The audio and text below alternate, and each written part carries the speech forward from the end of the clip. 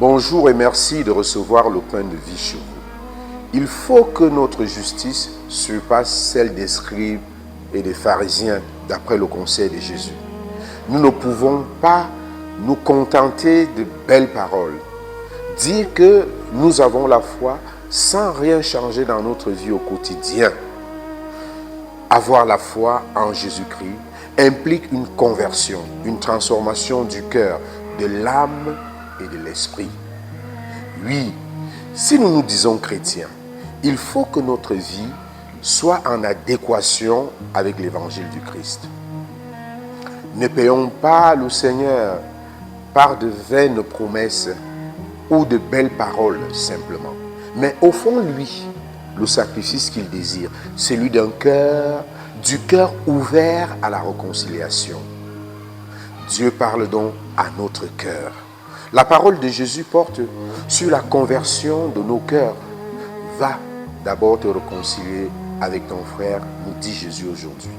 L'appel de Jésus est fort, il est clair. Nous ne pouvons pas nous y dérober.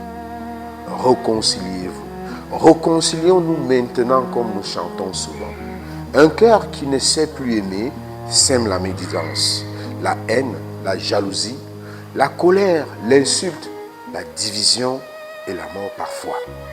Avec Jésus, il ne s'agit pas seulement de tuer, mais de ne pas laisser tomber la relation. Toujours gagner son frère. Aller vers l'autre, demander pardon ou offrir la réconciliation, c'est déjà sa vie, l'évangile au quotidien. Alors que nous vivons dans un monde de tension et de violence, cette parole, cette page de l'évangile nous rappelle que la vraie foi ne se prouve pas par la conformité, mais par la capacité à toujours aimer, à aimer toujours.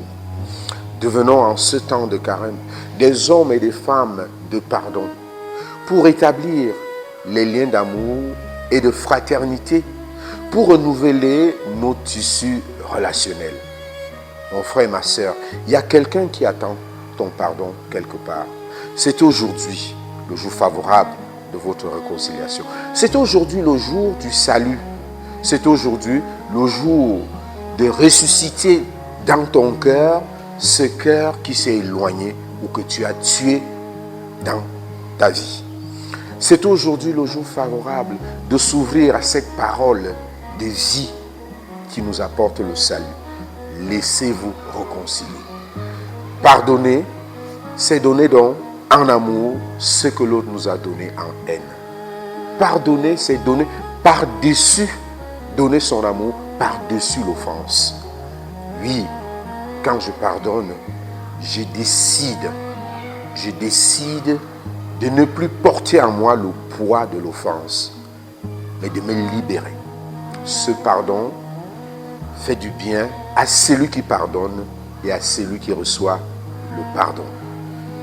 Que cette journée soit donc pour nous une journée de réconciliation, une journée pour célébrer la réalité de l'amour de Dieu en acte. À tous et à chacun, nous souhaitons une très belle journée.